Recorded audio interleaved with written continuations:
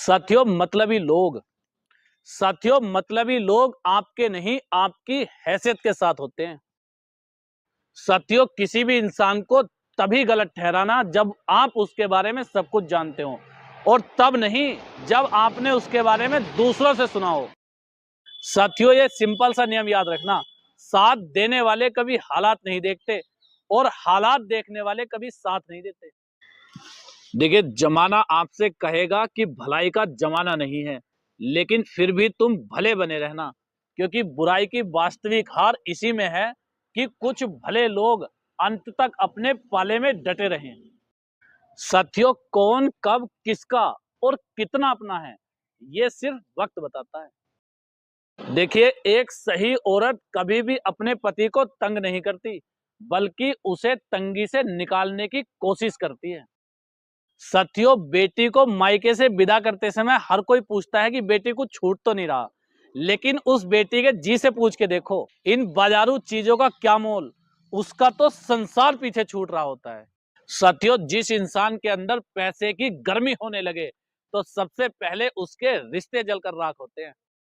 नमस्कार साथियों आपने इतना प्यार दिया उसके लिए मैं हृदय से आप सभी का आभारी हूँ। बहुत अच्छा लगा मुझे, उम्मीद से ज्यादा प्यार आपने सोशल मीडिया पे दिया। और कई बार जो मैं शॉर्ट्स वीडियो बोलता हूँ तो साथियों कुछ दोस्त कहते हैं कि थोड़ा सा देखिए, पति के सर पे इज्जत की चादर वही औरत उड़ा सकती है जिसकी माँ ने उसके पिता को इज्जत की चादर में रखा हो। साथियों वक्त रहते जो आप करना चाहते हो वो कर लेना, क्योंकि बुजुर्गों के पास तजुर्बे तो होते हैं और साथ साथ अफसोस भी होते हैं कि काश मैंने ये कर लिया होता। इसलिए साथियों जब आप बुजुर्ग हो, साथियों जो औरतें अपने पति से प्यार करती हैं वो उससे जुड़े हुए सारे रिश्तों का सम्मान करती हैं, लेकिन जो औरतें अपने पति को काबू में कर उसका बस इस्तेमाल करना चाहती हैं वो उससे धीरे धीरे उसके सारे रिश्ते नाते। साथियों हर उस व्यक्ति से थोड़ा किनारा कर लेना जो आपको ये एहसास कराता है कि उसके जीवन में आपसे बेहतर लोग भी हैं। साथियों वनवास केवल जंगल में जाकर रहना ही नहीं, बल्कि रिश्तों में कड़वाहट के कारण एक ही घर में बिना कुछ बोले रहने को भी वनवास ही कहते हैं। साथियों मेरी माँ कहती थी कि अगर कोई तुम्हें अपना राज बताए तो समझ लो उसने अपनी इज्जत तुम्हारे हवाले की है।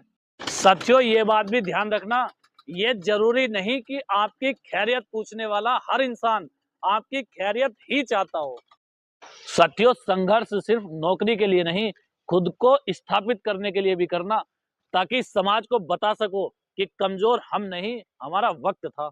साथियों उसे तो समझाया जा सकता है जिसकी समझ में ना आ रहा हो, लेकिन उसे नहीं समझाया जा सकता जो समझना नहीं चाह रहा हो। साथियों ससुराल में पति और मायके में भाई अगर मजबूत है तो एक औरत की जिंदगी स्वर्ग बन जाती है। साथियों अगर किसी की परछाई हद से ज्यादा और बातें हैसियत से ज्यादा बढ़ने लगे तो समझ लेना सूरज डूबने वाला है। साथियों अहंकार किसी बात का मत करना, क्योंकि वक्त के समुद्र में कई सूरमा डूब गए। साथियों इस बात का हमेशा ध्यान रखना, संगति औलाद की खराब होती है और बदनाम माँ बाप के संस्कार हो जाते हैं।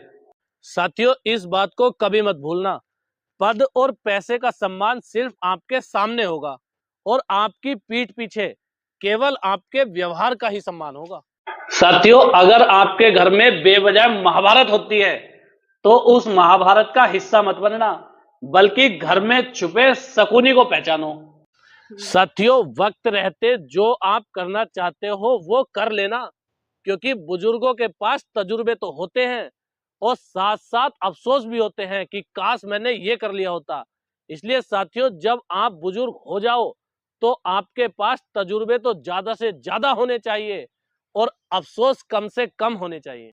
साथियों ससुराल में पति और मायके में भाई अगर मजबूत है तो एक औरत की जिंदगी स्वर्ग बन जाती है।